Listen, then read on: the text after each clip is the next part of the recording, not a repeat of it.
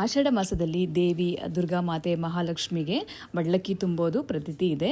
ಪ್ರತಿ ವರ್ಷವೂ ಅಷ್ಟೇ ಆಷಾಢ ಮಾಸದಲ್ಲಿ ದೇವಿಗೆ ಸಮರ್ಪಿತವಾಗಿ ಮೀಸಲಾಗಿ ಇಡ್ತಾರೆ. ಅಷ್ಟು ಶಕ್ತಿ ಇರುತ್ತೆ ಆಷಾಢ ಮಾಸದಲ್ಲಿ.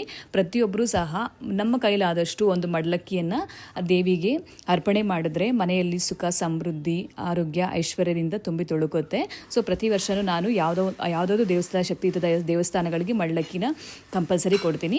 ಈ ವರ್ಷ ನಾವಿರೋ ಏರಿಯಾನಲ್ಲಿ ಅಣ್ಣಮ್ಮ ಬಂಡಿ ಮಹಾಕಾಳಮ್ಮ ಜಲಗೀರಮ್ಮ ದೇವಸ್ಥಾನದ ಅಂದರೆ ದೇವರನ್ನ ತರಿಸಿದ್ರು. ಸೊ ಹಾಗಾಗಿ ದೇವಿಗೆ ಮಡ್ಲಕ್ಕಿನ ತುಂಬೋಣ ಅಂತ ರೆಡಿ ಮಾಡ್ಕೊಳ್ತಾ ಇದ್ದೆ. ಸೊ ಹಾಗೆ ಒಂದು ವಿಡಿಯೋ ಮಾಡ್ಕೊಳ್ಳೋಣ, ನಿಮ್ಮ ಜೊತೆ ಶೇರ್ ಮಾಡ್ಕೊಳ್ಳೋಣ ಅಂತ ಅಂದ್ಬಿಟ್ಟು ಶೇರ್ ಮಾಡ್ಕೊಳ್ತಾ ಇದ್ದೀನಿ.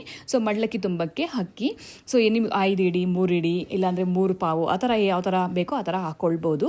ಇನ್ನು ಪೂಜೆಗೆ ಬೇಕಾಗಿರೋ ಸಾಮಗ್ರಿಗಳು ತೆಂಗಿನಕಾಯಿ, ಎಲೆ, ಅಡಿಕೆ, ಬಟ್ಲೆ ಅಡಿಕೆ ಇಡೋದ್ರಿಂದ ತುಂಬಾ ಒಳ್ಳೆಯದು. ಸೊ ಇನ್ನು ಇದು ಒಣಕೊಬ್ಬರಿ, ಅಚ್ಚು ಬೆಲ್ಲ, ಅರಿಶಿನ ಕುಂಕುಮ, ಬಿಚ್ಚಾಲೆ ಮತ್ತು ಬ್ಲೌಸ್ ಪೀಸ್ ಆದರೂ ಇಡ್ಬೋದು. ಇಲ್ಲ ಅಂತಂದರೆ ನೀವು ಸೀರೆ ಇಡ್ತೀವಿ ಅಂದರೆ ಸೀರೆನೂ ಇಡ್ಬೋದು. ನಾನಿಲ್ಲಿ ಬ್ಲೌಸ್ ಪೀಸ್ನೇ ಕೊಡ್ತಾ ಇದ್ದೀನಿ. ಸೊ ಇನ್ನು ಅರಿಶಿನ ಕೊಂಬು ಒಂದು ಇಟ್ಬಿಟ್ಟು ಬಳೆ ಮತ್ತು ಇದನ್ನೆಲ್ಲನೂ ಹೂವು ಎಲ್ಲನೂ ಇಟ್ಟು ನಾನು ರೆಡಿ ಮಾಡಿಕೊಂಡೆ. ಸೊ ಈ ರೀತಿ ನಾನು ಮಡ್ಲಕ್ಕಿನ ದೇವಿಗೆ ಕೊಡ್ತೀನಿ. ಸೊ ಇನ್ನು ನೀವೆಲ್ಲ ಯಾವ ಥರ ಕೊಡ್ತೀರಿ ಅಂತ ಅಂದ್ಬಿಟ್ಟು ಕಮೆಂಟ್ ಮೂಲಕ ತಿಳಿಸ್ಕೊಡಿ. ಸೊ ನೀವೇ ಏನಾದರೂ ಇನ್ನೂ ಕೊಟ್ಟಿಲ್ಲ ಅಂತಂದರೆ ಇನ್ನು ಆಷಾಢ ಮಾಸ ನಮಗೆ ಇನ್ನು ಇವಾಗೆ ಸ್ಟಾರ್ಟ್ ಆಗಿದೆ. ಸೊ ಯಾವುದಾದ್ರೂ ಒಂದು ಶಕ್ತಿಯುತ ದೇವಸ್ಥಾನಕ್ಕೆ ಮಡ್ಲಕ್ಕಿನ ತುಂಬಿ ದೇವಿಯ ಆಶೀರ್ವಾದವನ್ನು ಎಲ್ಲರೂ ಪಡ್ಕೊಳ್ಳಿ, ಎಲ್ಲರಿಗೂ ಒಳ್ಳೆಯದಾಗಲಿ ಅಂತ ಅಂದ್ಬಿಟ್ಟು ಕೇಳ್ಕೊಳ್ತೀನಿ. ಫಾಲೋ ಮಾಡದಿರ ಇದ್ದರೆ ಪ್ಲೀಸ್ ಡೂ ಫಾಲೋ ಮಾಡಿಕೊಂಡು ಸಬ್ಸ್ಕ್ರೈಬ್ ಮಾಡ್ಕೊಳ್ಳಿ. Thank you.